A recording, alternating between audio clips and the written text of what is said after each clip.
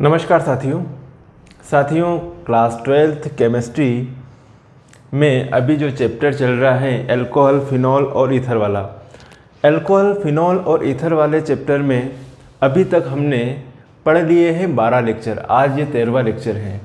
तो अगर 12 लेक्चर और अगर आपको देखने हैं तो आप चैनल के प्लेलिस्ट में जाइए और प्लेलिस्ट में आपको इस यूनिट की लिंक मिल जाएगी। वहाँ पर आपको सारी वीडियोज़ अवेलेबल हो जाएगी। तो ये वीडियो देखने के बाद आप जो है वो भी सारे वीडियो देखें सिस्टमेटिक, और मैं श्योर करता हूँ कि आपको सारे वीडियो अच्छे से समझ में आएंगे। नोट्स बनाते हुए पढ़िएगा, अपना खुद का आप एनालिसिस करते हुए पढ़िएगा, शांति से पढ़िएगा, धैर्य से पढ़िएगा, दौड़ भाग करते हुए कि आधा पढ़ा आधा नहीं पढ़ा, इस तरीके से मत पढ़िएगा। तो आपको ऑर्गेनिक केमिस्ट्री अच्छे से समझ में आएगी। ऑर्गेनिक केमिस्ट्री में यही है कि आपको धैर्य रखना पड़ेगा। अगर आप कॉन्सेंट्रेट होकर पढ़ेंगे बिल्कुल और लिखते हुए पढ़ेंगे रिएक्शन, तो आपको 100% सारी रिएक्शन अच्छे से याद होगी। 100% आपको सारी रिएक्शन अच्छे से याद होगी। अलग अलग बच्चों की अलग अलग तरह की चॉइस होती है। कुछ बच्चे ऐसे टीचर से पढ़ना चाहते हैं जो तड़क भड़क धाँ धूम मतलब उसमें मचा देते हैं, जैसे पढ़ा नहीं रहे, कोई मजाक कर रहे हैं। और कोई टीचर जो है शांति से पढ़ाते हैं, सिस्टमेटिक पढ़ाते हैं। तो अलग अलग हॉबीज़ रहती हैं बच्चों की। कुछ बच्चे तो कई चैनल पर पढ़ने जा रहे हैं तो ऐसा लग रहा है जैसे मनोरंजन करने जा रहे हो या क्या करने जा रहे हैं। तो अलग अलग तरह के हैं। जैसे कि आप न्यूज़ चैनल भी देखोगे तो न्यूज़ चैनल में भी जो ऑथेंटिक न्यूज़ है वो कौन दे रहा है, क्या वो जो झूठ बोल रहा है और जोर से बोल रहा है वो आपको सही बात बता रहा है या गलत बात बता रहा है, आपको पता ही नहीं पड़ेगा। कहते हैं ना कि झूठ बोलो और ज़ोर से बोलो। तो मैं तो ये मानता हूँ कि जो ज़ोर से बोल रहा है वो झूठ तो नहीं बोल रहा, कहीं उसकी बात में सत्यता तो नहीं है। क्या वो साबित क्या करना चाह रहा है। मालवा में एक कहावत है कि झूठ बोलो ने ज़ोर से बोलो तो वो सत्य साबित हो जाएगा। तो झूठ बोलो, ज़ोर से बोलो, भैया ये तो अपने को नहीं आता है। तो आजकल जो देखने जा रहे हैं कि मीडिया में जो न्यूज़ चल रही है कहीं पे क्या है, भैया चिल्ला चोट करना सीखोगे क्या? चिल्ला चोट करने वाले जो उनको देख के कर सको। तो मेरे को तो वो पसंद नहीं है जो झूठ बोले, ज़ोर से बोले। ऐसे न्यूज़ चैनल देखो जहाँ से अपने को ऑथेंटिक जानकारी मिले, जो सिस्टमेटिक बात करे, जिस बात को आप समझ पाओ, ऐसे न्यूज़ चैनल देखने चाहिए। चलो ये तो हो गई बात। तो मैं भी उसी तरीके से हूँ कि जो पढ़ाता हूँ तो मेरा तो यही है। कुछ बच्चे मेरे कमेंट करते हैं कि सर जो है आप मजाक किया करो, थोड़ा और ज़ोर से बोलो। अरे यार, जो मेरे नेचर ने मेरे को जैसे बनाया है उस तरीके से ही पढ़ाऊँगा मैं अगर अपने उसको जैसी मेरी चॉइस है पढ़ाने की, जिस तरीके से मैं पढ़ाता हूँ उसी तरीके से पढ़ाऊँगा तो मैं बेटर पढ़ा पा रहा हूँ। या फिर नौटंकी बाज करोगे भैया इस तरीके से, मैं अभिनय तो कर नहीं रहा हूँ, ठीक है। तो जो है अगर कोई भी स्टूडेंट है हमारा वीडियो एक बार देखेगा, 2 बार देखेगा, 3 बार देखेगा तो धीरे धीरे जो है चेहरा भी जान पहचान वाला हो जाता है कि हाँ इन सर से पढ़ना है। धीरे धीरे वो सीखने भी लगता है।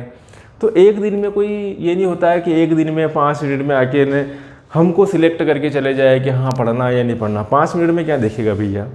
और 5 मिनट में वो 11th या 12th वाला बच्चा हमें कहाँ से टेस्ट करेगा। वो हमें टेस्ट कर ही नहीं सकता, क्योंकि हमने जो केमिस्ट्री जो पढ़ रहा है 11th 12th का बच्चा, वो स्टार्टिंग है उनकी। हमने केमिस्ट्री कितनी पढ़ी है, हमने केमिस्ट्री पढ़ी है 11th में केमिस्ट्री पढ़ी, 12th में केमिस्ट्री पढ़ी, बीएससी में केमिस्ट्री पढ़ी, एमएससी में केमिस्ट्री पढ़ी, फिर जो कंपटीशन करी है नेट जेआरएफ जो भी एग्जाम्स दी उनके लिए केमिस्ट्री पढ़ी। फिर हम इतने सालों से पढ़ा रहे हैं वो केमिस्ट्री पढ़ रहे हैं। और भैया वो 11वीं वाला बच्चा जो शुरुआत ही नहीं करी उसने आया पढ़ने के लिए, और वो हमें ये करेगा कि भैया जो मजाक करने वाले टीचर है उनसे पढ़े और जो नहीं मजाक करने वाले टीचर है उनसे नहीं पढ़े। तो ये मैं नहीं मानता हूँ। 11वीं वाला बच्चा जिसको इलेक्ट्रॉनिक कॉन्फ़िगरेशन नहीं आता है, जिसको किसी एटम का एटॉमिक नंबर नहीं आता, वो स्टूडेंट जो है हाइब्रिडाइजेशन की जब बात करे तो वो पहला बेसिक तो क्लियर नहीं किया और भैया कहेगा कि हाइब्रिडाइजेशन समझ में नहीं आया। अब यहाँ पर कुछ कमियाँ स्टूडेंट्स की भी होती है। अगर वो बेसिक से पढ़े, सारी चीज़ें पढ़े तो सारी चीज़ें समझ में आएगी, अदरवाइज़ नहीं समझ में आएगी।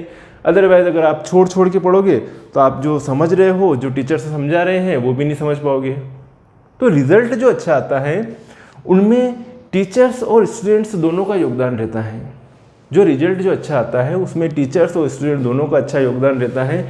टीचर्स अच्छे हो और स्टूडेंट्स अच्छे नहीं है तो रिज़ल्ट अच्छा नहीं आएगा। यदि स्टूडेंट अच्छा पढ़ने वाला है और टीचर्स अच्छा पढ़ाने वाले नहीं है तो भी रिज़ल्ट अच्छा नहीं आएगा। ठीक है, दोनों टीचर से भी अच्छे हो और स्टूडेंट से भी अच्छे हो, तब जाके अपना जो है रिज़ल्ट अच्छा आता है, अच्छा इम्प्रूवमेंट होता है। तो ये आपको समझना है कि कैसे पढ़ना है, क्या पढ़ना है, कैसे क्या है। और जो पढ़ रहे हो वो जैसे कि हमसे पढ़ रहे हो तो ऑथेंटिक पढ़ रहे हो, सिस्टमेटिक पढ़ रहे हो। हमने बता दिया कि आप जो है आपको जो बस जो कह रहा हूँ वो कर लीजिए विश्वास के साथ कि हाँ मैं जो पढ़ा रहा हूँ वो साथ के साथ में पढ़ते जाइए, नोट्स बनाते जाइए और सिस्टमेटिक पढ़ते जाइए। आपके 100% केमिस्ट्री जो है बहुत अच्छी हो जाएगी।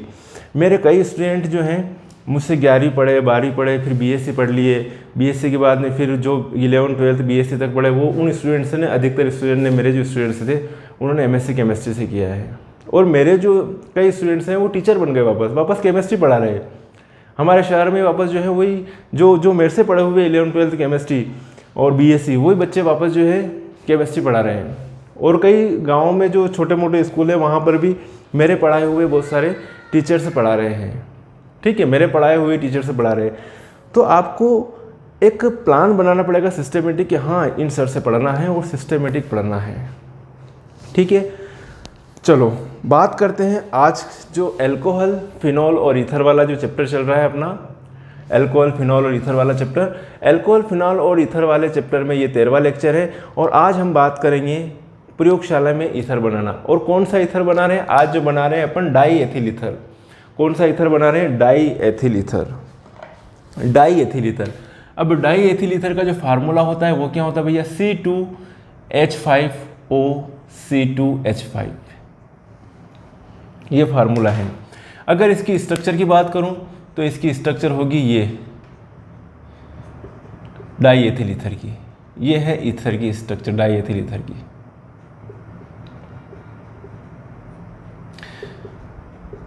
डाई एथिल ईथर है ना, ऑक्सीजन के पास 2 लोन पेयर्स रहते हैं। डाई एथिल ईथर को बनाना है। यहाँ पे आपके सामने प्रयोगशाला विधि है, इसका नामांकित चित्र आपके सामने बना रखा है। तो डाई एथिल ईथर बनाने के लिए आपके पास 2 चीज़ें मेन चाहिए। एक तो चाहिए H2SO4, कॉन्सेंट्रेट H2SO4, और एक चाहिए एथिल अल्कोहल। इन 2 चीज़ों की आवश्यकता होगी किसको बनाने के लिए? डाई एथिल ईथर बनाने के लिए इन 2 चीज़ों की आवश्यकता है। देखते हैं कैसे बनेगा डाई एथिल ईथर। आपको फार्मूला मालूम है, एथिल अल्कोहल का फार्मूला मालूम है, कॉन्सेंट्रेट H2SO4 का फार्मूला मालूम है, और अगर आपको थोड़ी रिएक्शंस बनाना आती हैं तो आप आसानी से बना सकते हो डाई एथिल ईथर। अब यहाँ पर क्या क्या चीज़ें हैं देखो। एक तो अपनों ने गोल पेंदी का फ्लास्क ले रखा है। उस गोल पेंदी के फ्लास्क में एक तो सीसिल कीप लगा रखी है, एक थर्मामीटर लगा रखा है, याद रह जाएगा। फिर अपनों ने यहाँ पर नीचे जो है बालू उष्मक, मतलब ये प्लेट रख रखी है। ग्लास को डायरेक्ट गर्म नहीं करते, इसलिए ये क्या रख रखा? बालू उष्मक रख रखा है। मतलब बर्नर से पहले जो ये जाली रख रखी, जो भी प्लेट वगैरह रख रखी, और इससे जो है यहाँ पर ये इसको कहेंगे बालू उष्मक। पहले क्या होगा, ये प्लेट गर्म होगी, उससे फिर ये जो इसके अंदर रेत रखी हुई बालू रेती है, बालू उष्मक मतलब बालू रेत भर रखी है एक तरह से, तो बालू रेत गर्म होगी, फिर ये फ्लास्क गर्म होगा। कई डायग्राम आपने देखे होंगे, उनमें बालू उष्मक की जगह जल उष्मक भी रखते हैं। तो अगर टेम्परेचर वगैरह जो है कहीं पर कम लेना हो, ज़्यादा नहीं लेना हो, तो उस कंडीशन में जल उष्मक भी ले सकते हैं। ठीक है, और जल उष्मक जो है, जल उष्मक में क्या करते हैं कि यहाँ पे जल भरा रहता है, एक कटोरा रहता है इस टाइप से, उस कटोरे में पानी भरा रहता है। पहले वो पानी गर्म होगा, फिर ये गर्म होगा। जैसे पोहे को गर्म करने के लिए लोग करते हैं ना दुकानों पे कि पहले तपेले में पानी गर्म करके रख दिया, तो वो पानी की भाप बनती रहेगी, तो वो पोहे जो है गर्म होते रहेंगे, जलेंगे नहीं भैया पोहे। तो उसी तरह से ये है। तो यहाँ पर जो है बालू उष्मक में, बालू रेत भरी हुई प्लेट में जल उष्मक में जल का कटोरा भरा रहता है, उसको कहते हैं जल उष्मक। ओके, एथिल अल्कोहल H2SO4 ले रखा है। यह है संघनित्र, इसको कहते हैं यहाँ से यहाँ तक का भाग जो है किसका है? संघनित्र का भाग है। संघनित्र का काम क्या है? जो यहाँ से वाष्प आती है उस वाष्प को कूल करने का काम करता है, ठंडा करने का काम करता है। तो ये जो वाष्प आ रही है जैसे इधर आएगी वो क्या हो जाएगी? कंडेंस हो जाएगी, है ना। कंडेंस हो जाएगी मतलब लिक्विड में कन्वर्ट हो जाएगी। ठीक है, लिक्विड में कन्वर्ट हो जाएगी और अपने को इधर जो है लिक्विड मिलेगा। यहाँ पे क्या मिलेगा? लिक्विड मिलेगा। तो ये जो जल का सर्कुलेशन होता है नीचे से ऊपर की तरफ होता है हमेशा। अगर ऊपर से नीचे की तरफ होगा तो इतना खाली रह जाएगा, उधर जल भराएगा ही नहीं। तो हमेशा जो इनमें सर्कुलेशन नीचे से ऊपर की तरफ होता है। और ये एक तरह से पाइप है ये पूरा, इस पाइप के अंदर एक पाइप और लगा हुआ है, यूँ समझ लो आप, और इसमें सर्कुलेशन चल रहा है यूँ। इस टाइप से, और यूँ जल जा रहा है। ओके, तो जो बारिश होती है, बारिश भी संघनन के कारण ही होती है। ठीक है, बादल बनते हैं, समुद्र से जो है पानी है उसकी भाप बन के ऊपर जाके बादल बनते हैं, बादल जो है वापस चलते हैं, और जहाँ कहीं जैसे कि पहाड़ियाँ रहती है तो वहाँ पे मोहसिन राम चेरापूंजी में बहुत ज़्यादा बारिश होती है, साल भर होती रहती है। क्यों होती रहती है? क्योंकि वहाँ पे कंडेंसेशन बहुत जल्दी हो जाता है। पहाड़ियाँ है, पेड़ पौधे हैं, तो ठंडक मिल रही है, ठंडक मिलते ही वो क्या है, वाष्प जो है किस में कन्वर्ट हो जाएगी, लिक्विड में कन्वर्ट हो जाएगी। तो यहाँ पर भी जो है संघनन हो रहा है। अब जो है इसीलिए तो कहा जाता है कि पेड़ पौधे लगाओ ताकि बारिश अच्छी होगी। पेड़ पौधे लगाने से बारिश अच्छी होगी। जितने पेड़ पौधे काटे जाएंगे, जो पहाड़ी इलाकों के जितने या ये ज़्यादा ये होता जाएगा, उतना जो कम पानी गिरेगा। तो पेड़ पौधे लगाना जो है महत्वपूर्ण है, अगर आपको प्रकृति का बैलेंस बनाए रखना है तो। ठीक है, तो जो है श्री कृष्णा में भी जो कृष्ण भगवान है वो गोवर्धन की पूजा करते। तो गोवर्धन की पूजा क्या, गोवर्धन पर्वत है, और उसकी पूजा क्यों कर रहे हैं? इसलिए पूजा कर रहे हैं कि वो गोवर्धन पर्वत से ही जो है आसपास के लोगों का सबका भरण पोषण हो रहा है। वहाँ गोवर्धन पर्वत में जो पेड़ है, जड़ी बूटियाँ है, फल फ्रूट्स है, वो सारे हैं, वो लोग खा रहे हैं। और उस गोवर्धन पर्वत के कारण ही क्या हो रही है, बारिश हो रही है। क्यों बारिश हो रही है? क्योंकि वहाँ से जो है वो गोवर्धन पर्वत से जो है वो कंडेंसेशन हो रहा है। वहाँ पर जो पेड़ पौधे लगे हुए हैं उनसे कंडेंसेशन हो रहा है। तो कहते हैं कि भैया भगवान को जो इंद्र को मत पूजो, गोवर्धन पर्वत के कारण जो है सारा जो है आपका काम चल रहा है, तो गोवर्धन पर्वत की पूजा करो।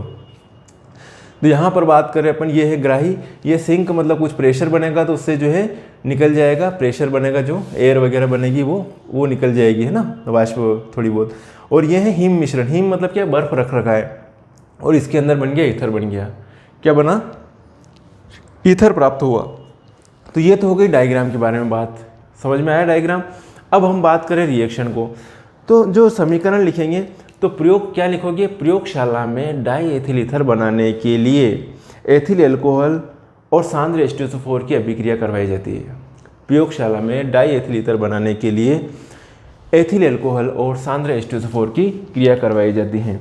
अभिक्रिया 2 पदों में होती है, अभिक्रिया 2 पदों में होती है। लिखिए, अभिक्रिया डाई एथिल ईथर बनाने के लिए अभिक्रिया 2 पदों में होती है। अभिक्रिया 2 पदों में होती है। रिएक्शंस जो होती हैं 2 पदों में होती है। पहला पद, पहले पद में क्या हो रहा है, एथिल एल्कोहल की H2SO4 के साथ क्रिया हो रही है। पहले पद में एथिल एल्कोहल सांद्र H2SO4 के साथ 110 डिग्री सेल्सियस ताप पर क्या बनाता है, एथिल हाइड्रोजन सल्फेट। पहले पद में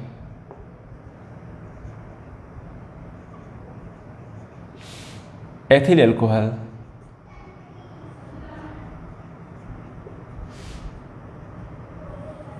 सांद्र H2SO4 के साथ क्रिया करके एथिल हाइड्रोजन सल्फेट बनाता है।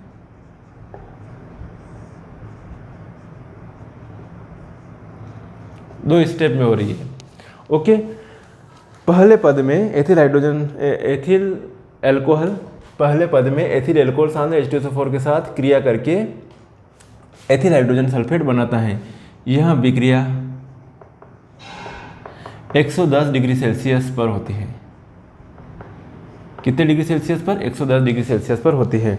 अब लिखिए, ये रिएक्शन एथिल एल्कोहल का सूत्र क्या है, लिखेंगे C2H5 C2H5OH, okay, ethyl alcohol का, प्लस H2SO4 ले रहे तो ये HHSO4 ऐसे लिख दो भैया, मैं HHSO4, कोई दिक्कत तो नहीं है। ये रिएक्शन हो रही है 110 डिग्री सेल्सियस पर। यहाँ पर जो है ये निकल जाएगा, ये OH और ये H plus OH minus H2O, ठीक है, और HSO4 माइनस और ये प्लस का होगा एल्किल ग्रुप।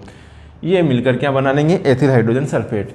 तो लिखिए C2H5HSO4 प्लस H2, ये है एथिल हाइड्रोजन सल्फेट और ये है जल। रिएक्शन याद हो गई, ये है एथिल एल्कोहल, एथिल एल्कोहल और ये है सल्फ्यूरिक अम्ल H2SO4 है ना, सल्फ्यूरिक अम्ल। H2SO4 को मैंने HHSO4 लिख दिया, कोई फर्क नहीं पड़ रहा। तो पहले पद में एथिल एल्कोहल सांद्र H2SO4 के साथ क्रिया करके एथिल हाइड्रोजन सल्फेट बनाता है। ये रिएक्शन कितने डिग्री सेल्सियस पर हो रही है? 110 डिग्री सेल्सियस पर हो रही है। अब दूसरे पद में ये जो एथिल हाइड्रोजन सल्फेट है, एथिल एल्कोहल मिला रखा है इसके अंदर, तो और एथिल एल्कोहल से क्रिया करके क्या बनाएगा? डाई एथिल ईथर बनाता है। एथिल हाइड्रोजन सल्फेट दूसरे पद में एथिल हाइड्रोजन सल्फेट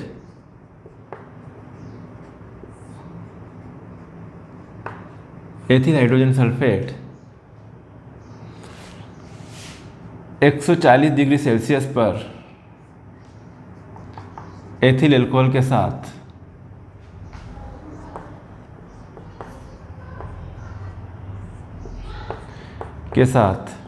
क्रिया करके डाई एथिल ईथर बनाता है, डाई एथिल ईथर बनाता है। Ethyl hydrogen sulphate 140 degree Celsius पर एथिल एल्कोहल के साथ क्रिया करके डाई एथिल ईथर बनाता है। देखो ये जो रिएक्शन होगी, ये रिएक्शन ऐसे होगी।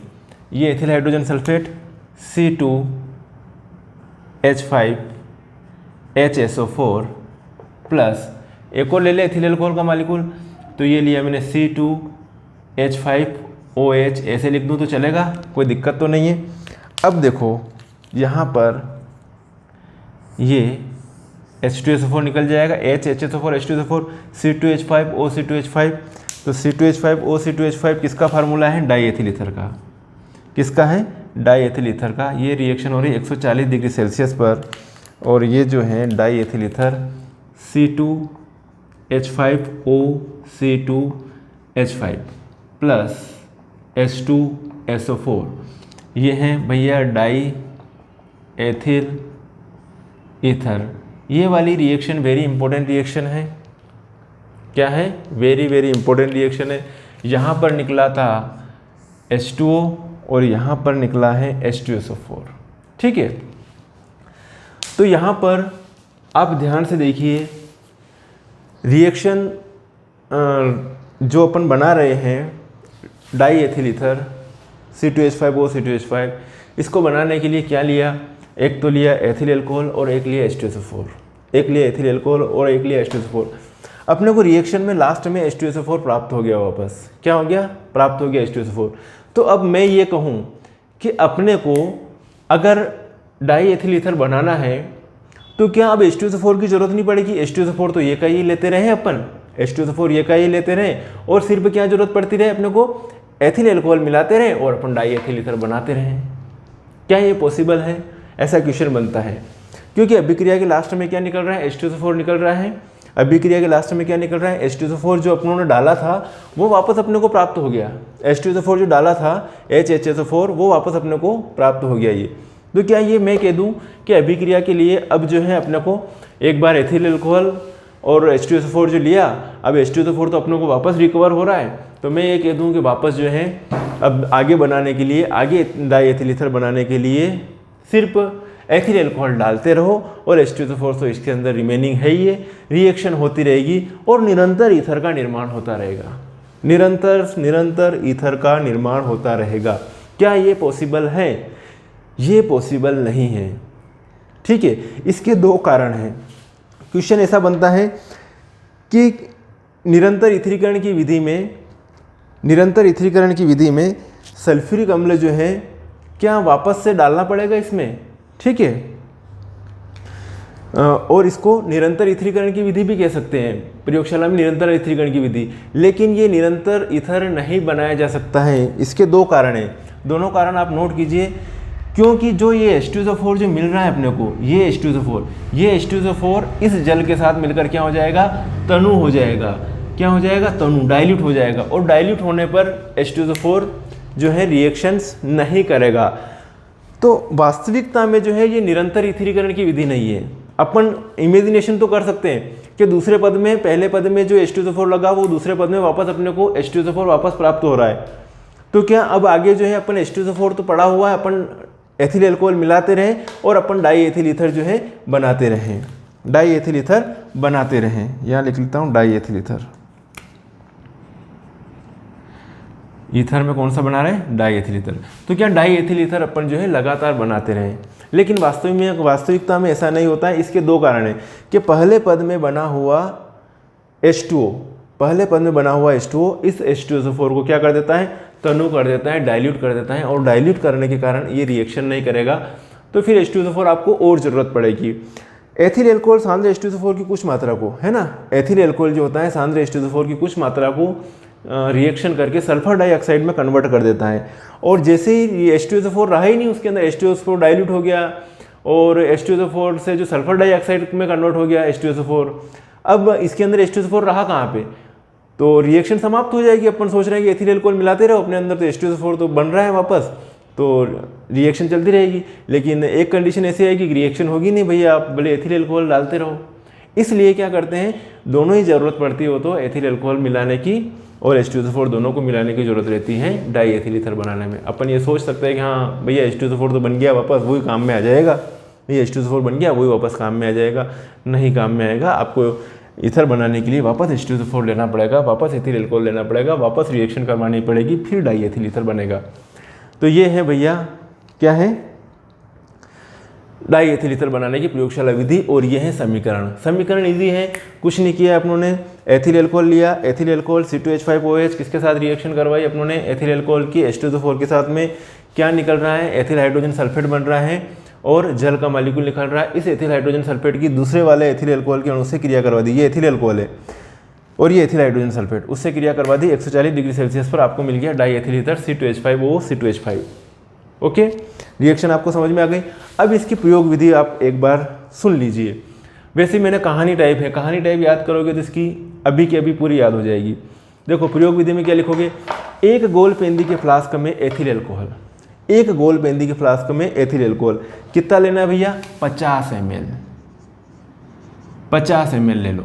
एक गोल पेंदी के फ्लास्क में एथिल अल्कोहल 50 ml तथा सांद्र H2SO4 उसका जस्ट आधा 25 ml। कितना लेना है ये, 25 ml तथा सांद्र H2SO4 25 ml धीरे धीरे मिलाते हुए लिए जाते हैं, है ना। पहले एथिल अल्कोहल ले लिया, फिर उसके अंदर कॉन्सेंट्रेट H2SO4 धीरे धीरे मिला लिया अपनों ने, इसमें दोनों मिला लिए। अब इस फ्लास्क में क्या लगा दिया, थर्मामीटर भी लगा दिया और थिसिल फनल भी लगा दी, कभी एथिल अल्कोहल कम पड़े तो वो डाल देंगे अपन, ठीक है। ग्राही में क्या भर दिया जाता है, हिम मिश्रण, ताकि ये जो है उड़े नहीं वापस, क्योंकि टेम्परेचर कम होता है इसका, बॉइलिंग टेम्परेचर ईथर का। तो ग्राही में हिम मिश्रण रखा जाता है और फिर ग्राही को गोल पेंदी के फ्लास्क से जोड़ दिया जाता है, ठीक है। ग्राही को गोल पेंदी के फ्लास्क से जोड़ दिया जाता है। फ्लास्क को बालू उष्मक पर रखकर गर्म करते हैं, फ्लास्क को बालू उष्मक पर रखकर गर्म करते हैं, जिससे डाई एथिल ईथर बनता है। और डाई एथिल ईथर संघनित्र में से होकर कहाँ पर एकत्रित हो जाता है, ग्राही में एकत्रित हो जाता है। ये कहानी है, बहुत सरल कहानी है। अगर आपको नहीं समझ में आया तो डबल वीडियो देखो, समझ में आ जाएगा, ठीक है। एक बार और, एक गोल पेंदी के फ्लास्क में एथिल अल्कोहल 50 ml तथा सांद्र H2SO4 25 ml धीरे धीरे मिलाते हुए लिए जाते हैं। इस फ्लास्क में थर्मामीटर तथा थिसिल कीप लगाकर इसे संघनित्र, इस फ्लास्क को संघनित्र और ग्राही से जोड़ देते हैं। ग्राही को हिम मिश्रण में रखा जाता है, ये ग्राही है, ग्राही को हिम मिश्रण में रखा जाता है। फ्लास्क को बालू उष्मक पर रखकर गर्म करते हैं, है ना, बालू उष्मक पर रखकर गर्म करते हैं। कितने डिग्री सेल्सियस, लास्ट में 140 डिग्री सेल्सियस, 140 डिग्री सेल्सियस आप तक गर्म करते हैं, जिससे डाई एथिल ईथर संघनित्र में से होकर ग्राही में एकत्रित हो जाता है। ये तो हो गया डाई एथिल ईथर बनाना, सीधे सीधे बना लिया। अब वो डाई एथिल ईथर जो बनाना शुरुआत में वो शुद्ध नहीं है, उसके अंदर कुछ दूसरे कंटेंट भी मिले हुए हैं। तो उसको शुद्ध करने के लिए क्या है, उसका शुद्धिकरण करेंगे। तो शुद्धिकरण के लिए क्या करेंगे कि प्राप्त ईथर में, जो प्राप्त ईथर हुआ उसमें कुछ मात्रा में कार्बन डाइऑक्साइड है, कुछ मात्रा में सल्फर डाइऑक्साइड की अशुद्धि है, उसको किससे दूर करेंगे, उसके अंदर जो है वापस निकालेंगे उसको ईथर, डाई एथिल ईथर को। फिर उसके अंदर थोड़ा NaOH डालेंगे, NaOH की वॉशिंग करेंगे और इसके पश्चात फिर उसके अंदर 50% कैल्शियम क्लोराइड डालेंगे। क्या डालेंगे, CaCl2। उसके अंदर 50% कैल्शियम क्लोराइड डालेंगे, जिससे कुछ एल्कोहल की वाष्प भी गई हो इसके अंदर ईथर के साथ में, कुछ एल्कोहल की वाष्प भी चली जा सकती है वाष्प बन के, तो जिससे एथिल एल्कोहल की वाष्प क्या हो जाती है, दूर हो जाती है कैल्शियम क्लोराइड डालने से। ठीक है, अब वापस इसे और कैल्शियम क्लोराइड डालकर सूखा करते हैं और फिर क्या करते हैं, फिर फ्लास्क में लेंगे और फिर आसवन करेंगे, फिर फ्लास्क में लेंगे और फिर आसवन करेंगे। इसमें एथिल एल्कोहल नहीं रहेगा, फिर ये सारा इंस्ट्रूमेंट जो है, ये जो H2SO4 वगैरह कुछ नहीं रहेगा।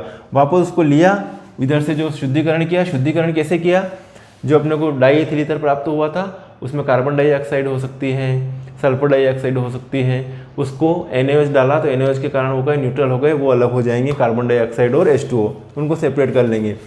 और फिर इसमें जो है कैल्शियम क्लोराइड डालेंगे। कैल्शियम क्लोराइड डालने के कारण क्या होगा कि इसमें से जो है जो एथिल एल्कोहल है उसको सोख लेगा, एथिल एल्कोहल अलग निकल जाएगा। फिर छान के वापस इसमें क्या करेंगे, इसमें डालेंगे हम, किसको डालेंगे, जो डाई एथिल ईथर प्राप्त हुआ उसको। फिर वापस उसको गर्म करेंगे, गर्म करने पर फिर ईथर की जो वाष्प होगी उसको फिर एकत्र करेंगे। वो वाष्प कितने, 34 से 36 डिग्री सेल्सियस वाला। फिर ध्यान भी रखेंगे कि भैया जो बाकी का अंश, जो जैसे टेम्परेचर बढ़ा बाकी का अंश तो इसी में रह जाएगा जिसका बॉइलिंग टेम्परेचर ज़्यादा है। सिर्फ अपने को कौन सा चाहिए, 34 से 36 डिग्री सेल्सियस अंश वाला जो पार्ट है, अंश है, वो वाला जो अपना क्या है, डाई एथिल ईथर होगा। तो ये इतना सारा काम करना पड़ेगा आपको। ओके, बाकी का अंश किस में रह जाएगा, इसी में रह जाएगा।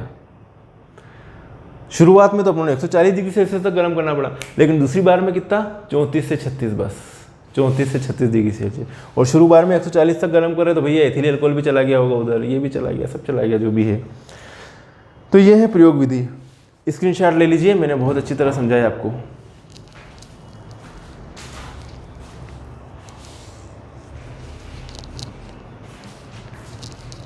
मिटा दूं इसको मैं। अब इसी में 2-3 रिएक्शन और देख लेते बनाने की, क्योंकि इससे अगले वाले लेक्चर में हम पढ़ेंगे डाई एथिल ईथर की रासायनिक अभिक्रियाएं, डाई एथिल ईथर की रासायनिक अभिक्रिया, और ये चैप्टर फिनिश हो जाएगा। 14 लेक्चर हो जाएंगे इस चैप्टर के।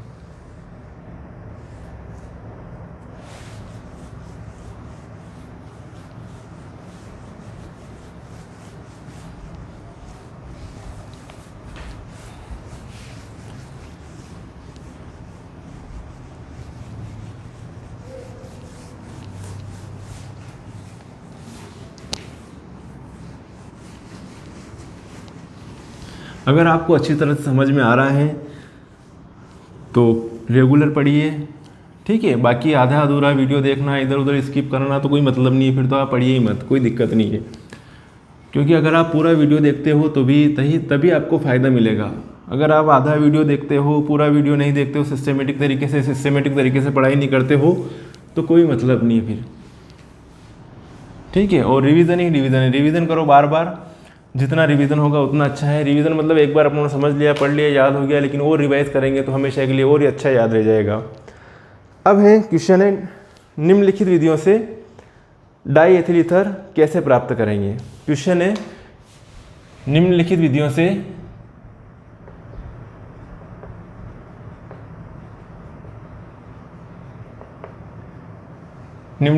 से डाई एथिल ईथर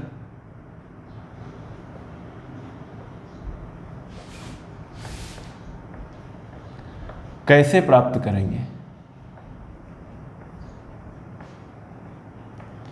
तो विधियां कौन कौन सी। नंबर 1, पहली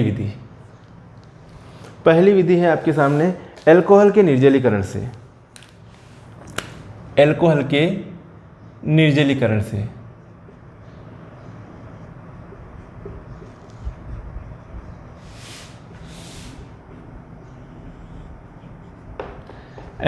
निर्जलीकरण से क्या ले रहे भैया, एल्कोहल। तो जब एथिल एल्कोहल के दो अणु लेंगे और किसकी उपस्थिति में, एल्यूमिना की उपस्थिति में, एल्यूमिना बोलो तो Al2O3, एल्यूमिना की उपस्थिति में 250 डिग्री सेल्सियस पर गर्म करते हैं, है ना। जब एथिल अल्कोहल के दो अणु, एथिल अल्कोहल ले रहा हूँ ये C2H5OH और ये लिया C2H5OH।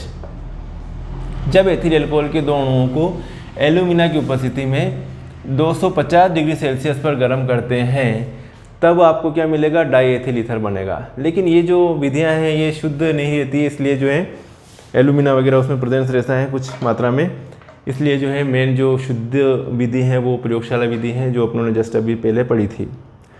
तो एल्कोहल के निर्जलीकरण में एक तो ये एल्कोहल के निर्जलीकरण से आप क्या प्राप्त कर सकते हो, डाई एथिल ईथर प्राप्त कर सकते हो। तो ये जो है देखिए ये H और ये OH, C2H5O C2H5, C2H5O C2H5 plus H2O, die ethyl ether, die ethyl ether. समझ में आया। एल्कोहल के निर्जलीकरण से बनाया अपनों ने कि जब एथिल अल्कोहल के दो अणुओं को एल्यूमिना की उपस्थिति में 250 डिग्री सेल्सियस ताप पर गर्म किया जाता है तो डाई एथिल ईथर बनता है। ये लिख लेना इसमें। अब अगली बात करें अपन एल्किल हैलाइड की दूसरी विधि, एल्किल हैलाइड की शुष्क सिल्वर ऑक्साइड के साथ क्रिया द्वारा अपने को डाई एथिल ईथर बनाना है ना, डाई एथिल ईथर। तो एल्किल हैलाइड के शुष्क सिल्वर ऑक्साइड के साथ क्रिया द्वारा हम कैसे बनाएंगे। तो एल्किल हैलाइड की शुष्क सिल्वर ऑक्साइड के साथ जब क्रिया हो, एल्किल हैलाइड की के दो अणुओं की क्रिया करवाएंगे, किसके साथ में, सिल्वर ऑक्साइड के साथ गर्म करेंगे। क्या करेंगे, गर्म करेंगे। ये एल्किल हैलाइड अपन ले रहे C2H5I, एल्किल हैलाइड। कौन सा एल्किल हैलाइड है, ethyl iodide, C2H5I, ethyl iodide, ethyl iodide. भाई साहब किसके साथ रिएक्शन करवा रहे हैं अपन, सिल्वर ऑक्साइड के साथ में। सिल्वर ऑक्साइड है Ag2O, क्या है, Ag2O। सिल्वर ऑक्साइड के साथ रिएक्शन करवा रहे हैं। अपने तो अपना टारगेट पूरा करना है, गरम कर रहे हैं ना, इसको गरम करेंगे। ये 2AgI ऑक्सीजन जोड़ देंगे यहाँ पर, तो ये हो जाएगा C2H5O C2H5 plus 2AgI। AgI बोलो तो सिल्वर आयोडाइड, और ये तो मालूम है ये die ethyl ether, die ethyl ether silver iodide. Reaction समझ में आई। एल्किल हैलाइड की शुष्क सिल्वर ऑक्साइड के साथ क्रिया द्वारा भी अपन क्या बना सकते हैं, डाई एथिल ईथर बना सकते हैं। सिंपल, इसमें लिखना कुछ नहीं है। जब एल्किल हैलाइड के दो अणुओं की सिल्वर ऑक्साइड के साथ, जब एल्किल हैलाइड के दो अणुओं को सिल्वर ऑक्साइड के साथ गर्म किया जाता है तब डाई एथिल ईथर बनता है, तब डाई एथिल ईथर बनता है। आया समझ में। अगली रिएक्शन है विलियमसन संश्लेषण द्वारा। तीसरी, विलियमसन संश्लेषण द्वारा, विलियमसन संश्लेषण द्वारा भी अपन क्या बना सकते हैं, डाई एथिल ईथर बना सकते हैं। तो विलियमसन संश्लेषण में जब सोडियम एथॉक्साइड की क्रिया किसकी का सूत्र क्या है, C2H5ONa, सोडियम एथॉक्साइड Na(C2H5O), इसको कहते हैं सोडियम एथॉक्साइड।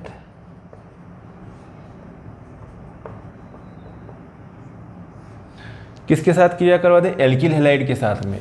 किसके साथ में, एल्किल हैलाइड के साथ में। एल्किल हैलाइड लिया अपने C2H5I, क्या है, कौन सा, एथिल आयोडाइड। अपनों ने क्या रिएक्शन भले ऐसे लिखो C2H5I या IC2H5 लिखो, कोई फर्क नहीं पड़ रहा। अपने को ये इसको निकालने के लिए इस मालिक्यूल को ऐसे लिख दिया, कंफ्यूज मत होना, एथिल आयोडाइड, एथिल आयोडाइड। देखिए ये Na Na और C2H5 O C2H5 C2H5 O C2H5 plus Na। Theory में क्या लिखोगे, इसमें सिंपल लिखना है। थ्योरी रिएक्शन आनी चाहिए आपको, रिएक्शन आनी चाहिए कि जब सोडियम एथॉक्साइड को एल्किल हैलाइड के साथ मिलाया जाता है, जब सोडियम एथॉक्साइड को एल्किल हैलाइड, कौन सा एल्किल हैलाइड है, एथिल आयोडाइड, एथिल आयोडाइड के साथ मिलाया जाता है, तब आपको डाई एथिल ईथर प्राप्त होता है, तब आपको डाई एथिल ईथर प्राप्त होता है। तो साथियों आज जो है अपनों ने डाई एथिल ईथर बनाने की प्रयोगशाला विधि और कुछ ये रिएक्शंस देखी है। अगला लेक्चर ध्यान से देखिएगा, उस लेक्चर में मैं बात करूँगा डाई एथिल ईथर की केमिकल रिएक्शन के बारे में, रासायनिक अभिक्रियाओं के बारे में, बिगाड़ने की विधियों के बारे में। मतलब ये तो बनाने की विधियाँ हैं, अब इसको बिगाड़ने की विधियाँ। बिगाड़ने की विधियों का मतलब ये है, इसको उठा के इधर रख देंगे, किस किस के साथ में रिएक्शन करवा के क्या क्या बना रहे हैं ये देखेंगे अपन। बिगाड़ने की विधियाँ मतलब रासायनिक अभिक्रिया, chemical reaction of die ethyl ether. ठीक है, तो आज का लेक्चर अच्छा रहा और आप जो है ज़्यादा से ज़्यादा ग्रामीण परिवेश के बच्चों को जो शेयर कीजिए, सबसे ज़्यादा फ़ायदा मिलेगा मेरे छात्रों को, मेरे विद्यार्थियों को, और केमिस्ट्री उनका अच्छा सब्जेक्ट बन जाएगा अगर रेगुलर स्टडी करेंगे तो। ठीक है साथियों, मिलेंगे फिर नेक्स्ट वीडियो में, तब तक के लिए बाय और thank you so much for watching.